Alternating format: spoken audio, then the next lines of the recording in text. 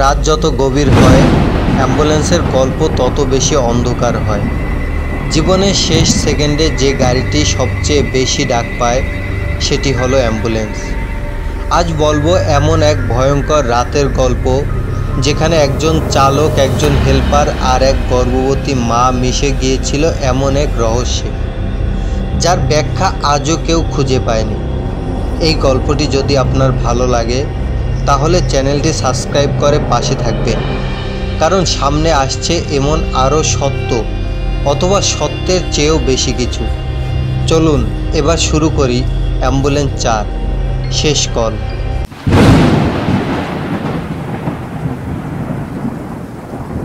রাত তখন 2:17 আশেপাশে। সাদ্দাম একজন অভিজ্ঞ অ্যাম্বুলেন্স চালক একঘেয়ে ব্যস্ততায় ঘুমিয়ে পড়েছিলেন। হঠাৎ একটি জরুরি কল আসে। একজন অজানা ব্যক্তি বলেন, একটি মেয়ে প্রসব বেদনায় ছটফট করছে, দয়া করে ওকে বাঁচান, আমরা বনের পাশের রাস্তায় অপেক্ষা করছি। এই জায়গাটি শহর থেকে প্রায় 14 কিলোমিটার দূরে অবস্থিত, একটি পুরনো গ্রামীণ রাস্তার পাশের জঙ্গলের এলাকা। সাদ্দাম সঙ্গে নেন তার বিশ্বস্ত হেল্পার আবদুল্লাহকে। রাতের আধারে বেরিয়ে পড়ে তারা। রাস্তায় বৃষ্টি পড়ে, আশেপাশে মানুষ নেই। আবদুল্লাহ বলে, ভাই এই রাস্তা তো অনেক পুরনো, 2019-এ এক পরিবার এখানে দুর্ঘটনায় মারা গিয়েছিল। সাদ্দাম বলেন, মানুষ বাঁচানোই আসল কথা, ভয় পেয়ে লাভ নেই। চলতে চলতে রাস্তার মাঝখানে আসে ধোঁয়ায় ঘেরা একটি জায়গা। সেখানে দাঁড়িয়েছিল একজন মহিলা, পরনে সাদা শাড়ি, পেছনটা ঘুটঘুটে অন্ধকার। তিনি বললেন, আমার মেয়েটা গাড়ির ভেতরেই প্রসব করছে, ভাই একটু এগিয়ে যান। তারা এগিয়ে যায়। হঠাৎ আবদুল্লাহ বলে, ভাই এ মেয়েকে তো ওই অ্যাক্সিডেন্টের ছবির মতো দেখতে। হঠাৎ অ্যাম্বুলেন্সের ইঞ্জিন বন্ধ হয়ে যায়। চারপাশে কুয়াশা। ফোনের টর্চ চালিয়ে দেখে সেখানে কেউ নেই। তাদের পেছনে দাঁড়িয়ে থাকা মহিলাটা কোথায় গেল? অন্ধকারে কিছু নড়ে, দরজা খুলে যায় নিজেই।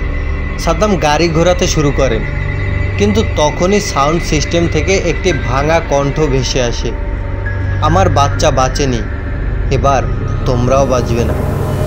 ভয়ে গাড়ি চালিয়ে পালাতে থাকে সাদ্দাম।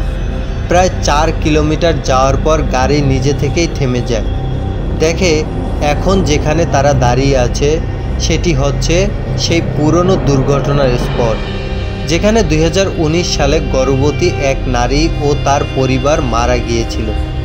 কেউ জানে না তারা ফিরতে পারবে কিনা। গল্পটি এখানেই শেষ নয়, তবে এই গল্প থেকে আমাদের শিক্ষা নেওয়া উচিত যে আমরা প্রতিনিয়ত জীবনের জন্য ছুটি, কিন্তু কখনো কখনো কিছু কল আসে পরীক্ষার জন্য। মানবতার পরীক্ষায় আমরা কে কেমন। অন্ধকার যত গভীর হোক না কেন, সাহস আর সততা যদি থাকে, মানুষ তখনও পথ খুঁজে নেয়। আপনি কি কখনো এমন কল শুনেছেন যেখানে ফোনের ওপারে কে ছিল আজও জানেন না? যদি আপনি হতেন সাদ্দাম বা আবদুল্লাহর জায়গায়, আপনি কি করতেন? কমেন্ট করে জানান আপনার উত্তর। আমরা অপেক্ষা করছি আপনার মতামতের জন্য।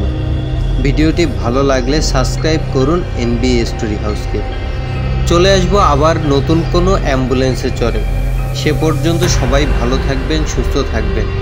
ভিডিওটি সম্পূর্ণ দেখার জন্য অসংখ্য ধন্যবাদ।